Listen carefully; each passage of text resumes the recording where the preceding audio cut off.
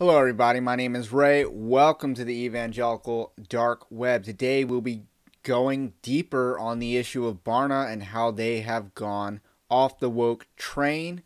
So without further ado, let's dive on in. So in one of my last videos, I covered how Barna is going woke. They were partnering with an organization that was with a known critical race theorist and his organization called Diverse Church Jobs, which was designed to put woke pastors, woke false teachers in churches. And that was the purpose of this organization, and Barna was partnering with them.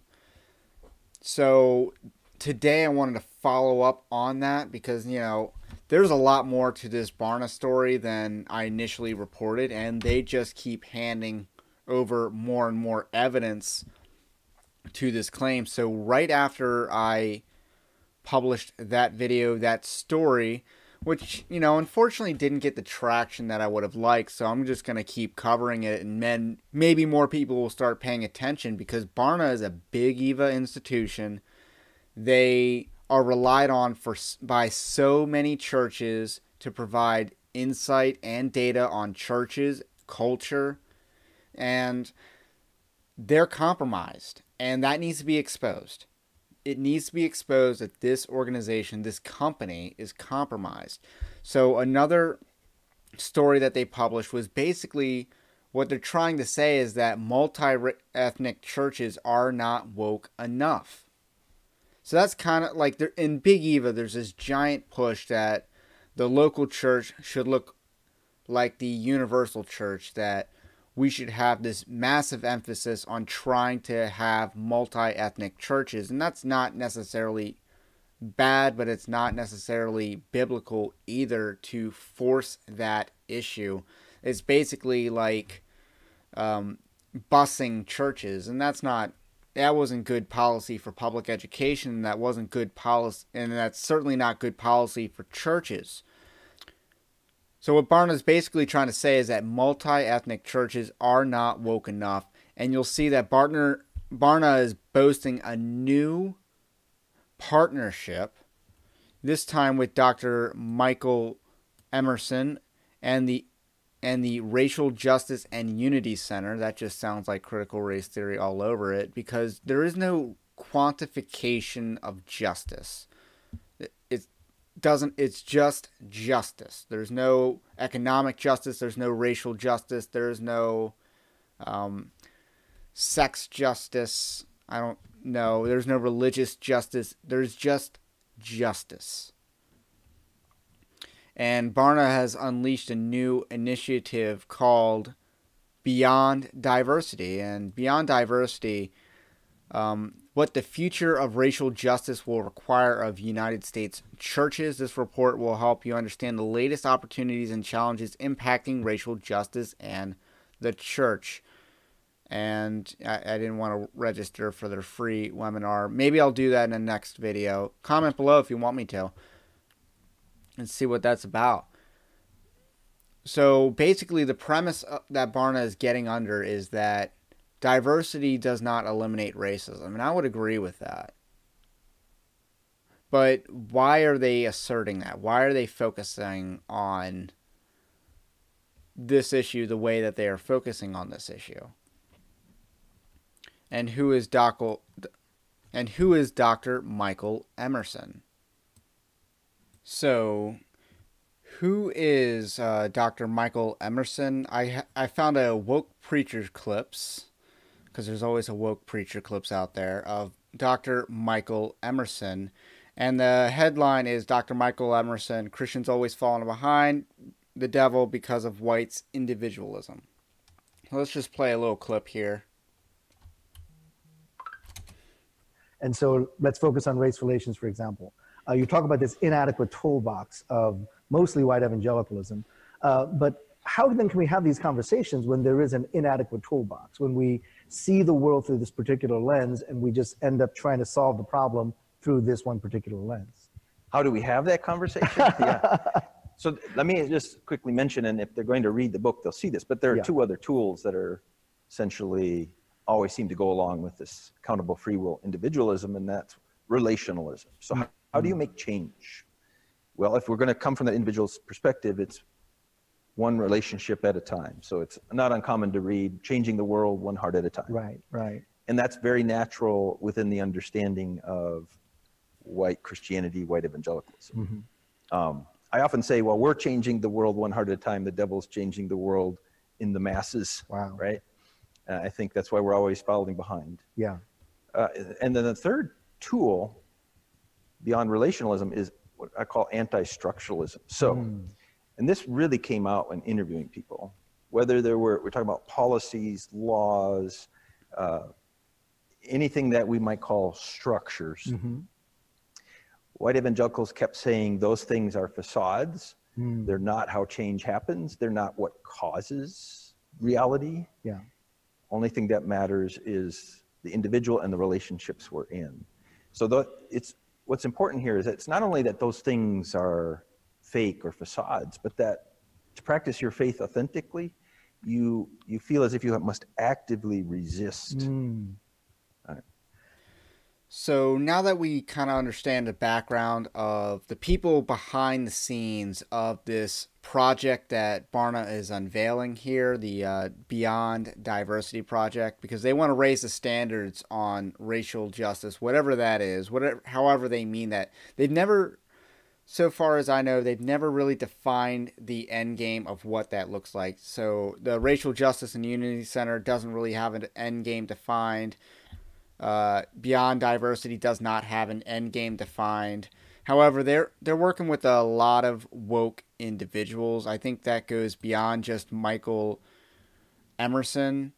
Just looking at some of these people, I at least know who Michelle Reyes is. She's definitely a theological liberal. People mostly work in diversity and the industry of diversity, so it's a very good chance that they are extremely woke because it's a grift. It's a grift, and in order to stay in that grift, you need to find racism to keep it alive, and that's what those people all do. Derwin Gray seems to be the lone holdout, and he at least has some experience pastoring a church, and I guess is like their template model for a multi-ethnic church. So he's a part of the team, but none of these people are really pastors or have church leadership experience by looks. So let's dive into what the data actually has to say. So let's see. This article looks at recent data from the new Beyond Diversity project, exploring why some of the church's efforts towards unity in recent decades seems to be insufficient in helping to understand or rectify the challenges experienced by worshipers of color, WOCs, especially black individuals for whom issues of race in the United States are front and center. 29% of black practicing Christians have experienced racial prejudice in multiracial churches. So that's 13% plus 16% compared to 5% plus 6%. So 29 versus 11. And they mostly want to highlight, some of these numbers over here. So, but the vast majority is a no.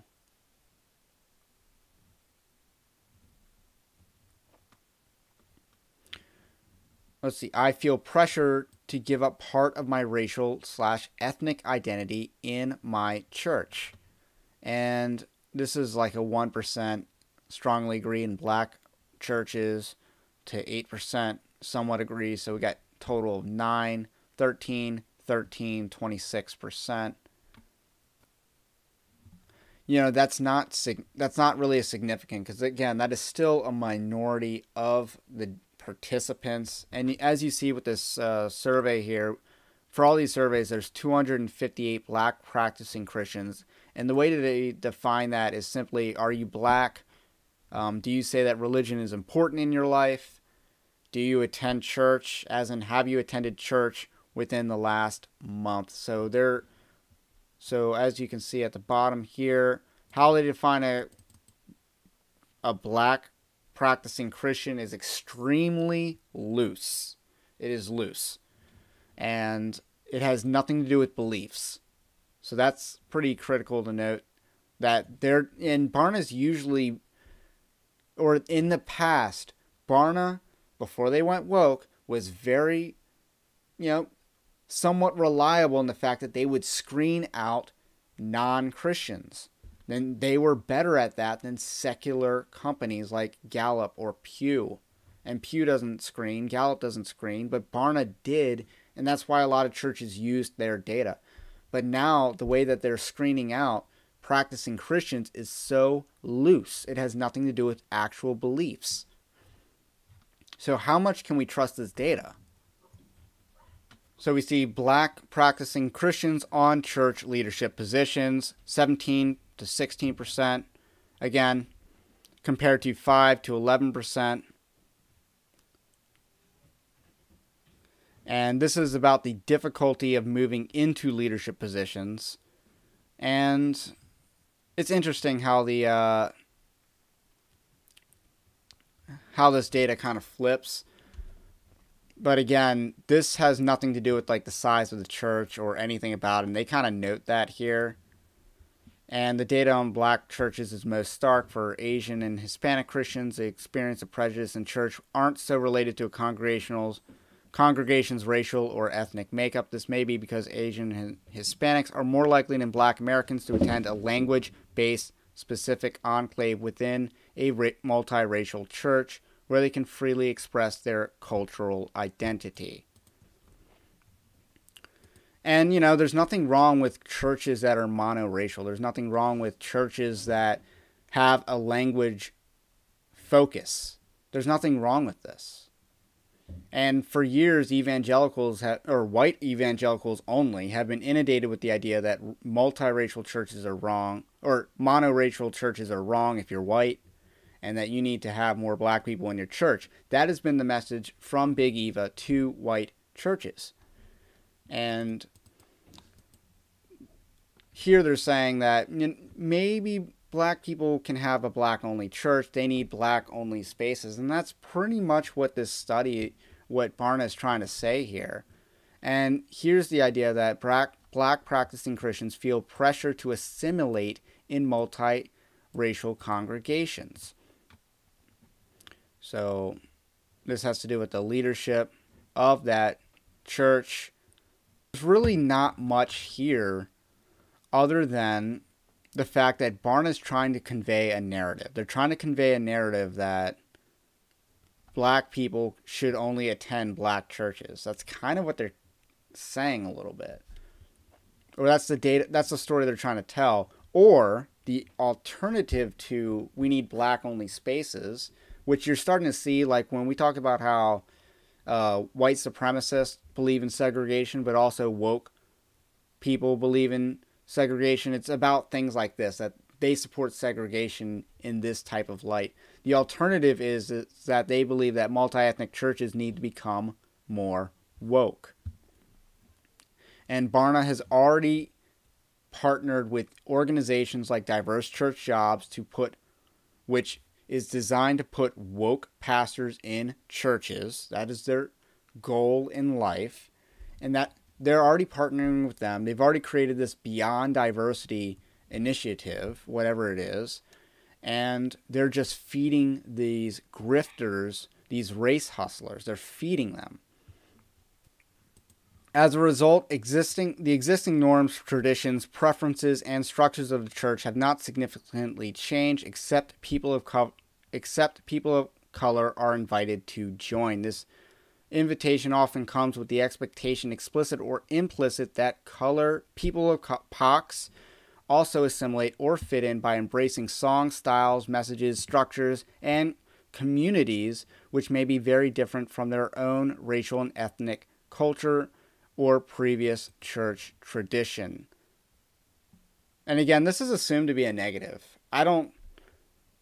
That's a moral neutral. This is a moral neutral. And this is treated as a negative. It's a moral neutral. Our data and focus groups interviews affirm the experience of many POCs who code switch. That's a woke buzzword. That's a critical race theory buzzword. To fit in with multiracial faith communities. That is, they feel pressure to dress, speak, and otherwise present in a certain way that belies their identity in order to be accepted or taken seriously in a white normative church. Interviewees' accounts show that such compartmentalization of behavior on an ongoing basis can be demoralizing or exhausting for individuals in the racial minority. In trying to fit in this way, they cannot authentically belong. Furthermore, our focus group participants, Christians of color, I don't want to pronounce that acronym, often face barriers to sharing their opinions, whether as a congregant or a leader, even if a multiracial organization brings in leaders of color. These individuals are usually not given real authority or the ability to make change. Now, this is crap, and I actually have plenty of experience with this. Like the church I grew up with, and they hired a Jamaican youth pastor, and they had no issues with that. And I'm sure and as far as I know, they gave him free range to implement some changes that he saw fit, including a mission trip to Jamaica. So he was able to actually effect change. And this was a predominantly white church. Another example, and this is a negative example, is a church that hired a black pastor. And I don't know why, and I'm not trying to imply that they only hired him because they're black, but that is a suspicion I do genuinely and personally hold. I do actually hold that position. And they gave him free reign to bring in Robin DiAngelo's White Fragility. And they gave him free reign to bring that into the church. All because, they assumed that he felt butthurt, I'll just use that word, when George Floyd died.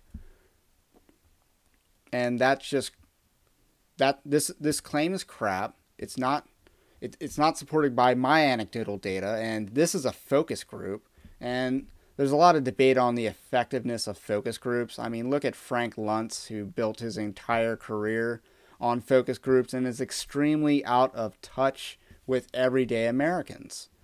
So I don't really trust focus groups. I don't really think this data is good because they don't weed out false Christians. So how can we know if this is genuine data? And one of the things that, I think everyone needs a reminder of is that God decides who is saved, and God is the one who does the saving. So Jesus paid the price for our sins. Jesus does the saving. And where I'm trying to go with this is that mankind will always find excuses for why they do not like the church and why they do not like Christianity, why they do not like Jesus or God. They will always find excuses for that. Now, and I'm not saying every excuse that they have is wrong, factually incorrect or anything like that.